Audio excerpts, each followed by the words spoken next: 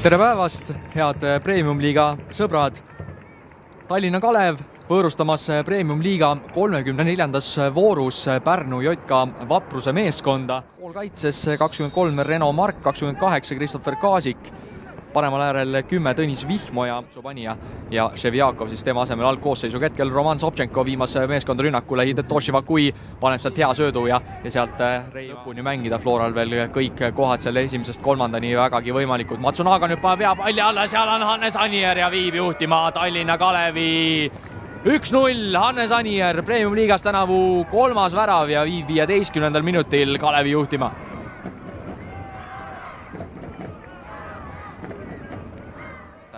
Tänavu suurt vastupanu suutnud Vaprus osutada, kui nüüd osutab siin päris suurt ohtu. Pall püsib lahtisena ja hea moment siin Tallinna Kalevil, aga nüüd natukene vaja kaitsetööd teha selle Enrico Veensalul, kes paremal äärel üsna aktiivseks muutub mängu käigus ja nüüd Vakuile tuleb väga hea pall sinna alla ja 2-0 28. minutil. Hidetoshi Vakui, no see mees on tänavusel hooajal olnud väga hoos just Pärnu Vapruse vastu ja nüüd teeb uuesti just Vaprusele värava ja viib Kalevi juhtima seda kohtumist juba 2-0. Pall jätkuvalt Kalevil. Ševjakov tõuseb sealt vasakult äärelt. Ševjakov paneb selle palli kasti ja seal on 3-0. Hannes Anier viib 38. minutil Kalevi juhtima juba 3 väravaga ja tundub, et siin on täna need punktid jaotatud. Jumadil kaotab palli nüüd väga hooletult ja seal on keegi Kekkoal võimalus. Kekkoa lööb ja milline tõrje praegu Karl-Andre Valnerit. Kekko paneb palli alla ja tundub, et Valner sinna esimese palli peale läheb, aga jääb seal kaotajaks. Hea võimalus ja Valner taas tõrjub ja püüab lõpuks selle palli.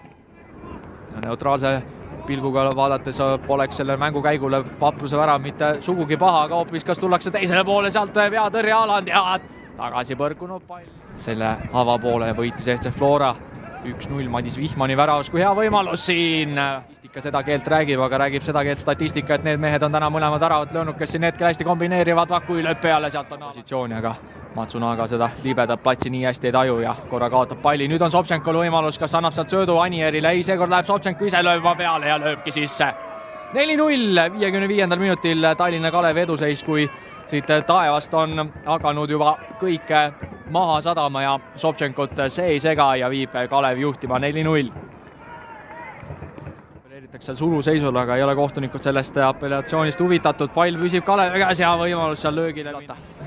Annab palli sinna keskele Kaasikule, kui kaotavad Pärnu mehed selle palli ära ja nüüd on minemas Tallinna Kalev rünnakule. Hea võimalus ja 5-0.